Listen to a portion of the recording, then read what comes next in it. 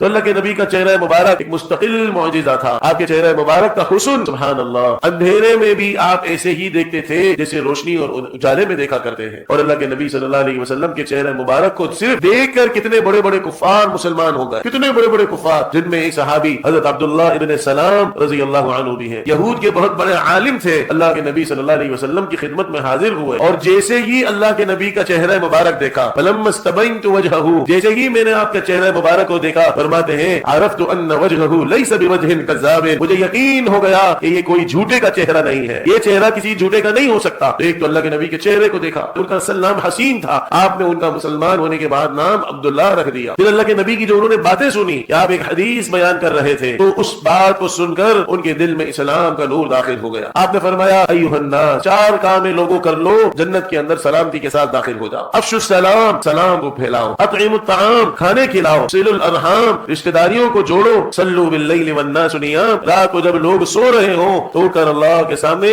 تہجد کی عبادت ادا کر لو. تدخلوا الجنت بسلام, سلامتی کے ساتھ جنت میں داخل ہو جاؤ. آپ نے یہ چار باتیں, چار اعمال جو جنت میں لے جانے والے اعمال ہیں, یہ ارشاد فرمائے. جیسے ہی یہ حدیث سنی تو انہوں نے عرض کیا یا رسول اللہ میں مسلمان ہونا چاہتا ہوں, اور کلمہ پڑھ لیا, اور آپ نے ان کا نام تبدیل کر کے عبداللہ رکھ دیا, اور پھر آپ نے حسین ابن سلام پہلے نام تھا, آپ نے عبداللہ ابن سلام رکھ دیا. اب انہوں نے کہا کہ یا رسول اللہ یہ جو یہودی لوگ ہیں, ان الیہود قوم بہت, یہ بڑے بہتان تراش لوگ ہیں, اور یہ بری بری باتیں تراشنے کے لیے ان کو دیر نہیں لگتی کسی کے بارے میں بھی, تو آپ میرے بارے میں پہلے ان سے پوچھ لیجیے, اور اگر ان کو پہلے پتا چل گیا کہ میں مسلمان ہو گیا تو پھر وہ میری برائیاں شروع کر دیں گے. تو اللہ کے نبی صلی اللہ علیہ وسلم نے عرض کیا کہ ان کو بلاؤ. اب یہود کے بڑے بڑے علماء کو بلایا گیا. عبداللہ ابن سلام دروازے کے پیچھے چھپ گئے. اب اللہ کے نبی ان سے پوچھ رہے ہیں تم میں حسین ابن سلام کی کیا صورتحال ہے؟ تو انہوں نے کہا کہ یہ تو خیرنا وابن خیرنا, ہم میں بہترین شخص ہے اور بہترین شخص کا بیٹا ہے. پھر اللہ کے نبی نے پوچھا اگر اللہ اس حسین ابن سلام کو اسلام کی توفیق دے دے, تو وہ کہنے لگے نہیں نہیں معاذ اللہ, اللہ بچائے اس کو. اور اتنے میں فوری طور پر عبداللہ ابن سلام باہر تشریف لے آئے اور زور سے پڑھا اشہد ان لا الہ الا اللہ